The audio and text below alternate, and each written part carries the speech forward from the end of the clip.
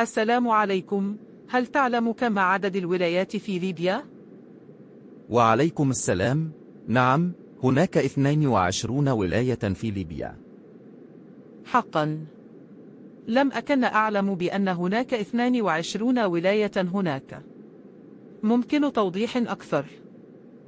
بالطبع، ليبيا تنقسم إداريا إلى 22 ولاية، وهي بنغازي، درنة، الجبل الأخضر، مصراتة، طرابلس، الزاوية، الجفارة، سرت، سبها، وادي الحياة، مرزق، نالوت، الجميل، الكفرة، البطنان، غات، ورشفان، زليت، آل خمس، زورت، الجميلة، والمرض. شكرا للمعلومات. يبدو أن لديك معرفة جيدة بالنسبة لتقسيمات ليبيا الإدارية. هل يمكنك أن تخبرني عن أحدث التطورات في هذا السياق؟ بالطبع، في السنوات الأخيرة شهدت ليبيا العديد من التحولات السياسية والاقتصادية.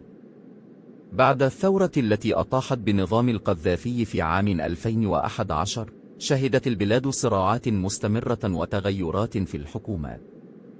في الوقت الحالي، هناك جهود دولية جارية لدعم الاستقرار في ليبيا وتعزيز الحكومة الموحدة. هل تعتقد أن هذه التغيرات في الحكومة أثرت على الولايات وتقسيماتها؟ نعم، بالتأكيد. بعد الثورة، شهدت بعض الولايات تغييرات في التقسيمات الإدارية المحلية. تم تحديث الحدود وتقسيم بعض الولايات إلى ولايات صغيرة أخرى لتعزيز الإدارة المحلية وتحسين توزيع الموارد. شكرا للمعلومات القيمة. يبدو أن ليبيا تمر بفترة تحولات هامة. نأمل أن تستمر البلاد في التقدم نحو الاستقرار والازدهار. بالتأكيد، نحن جميعا نأمل في ذلك. الاستقرار في ليبيا يعود بالنفع على الشعب الليبي والمنطقة بأسرها. دعونا نأمل أن تستمر الجهود الدولية والمحلية في دعم البلاد في هذه الرحلة.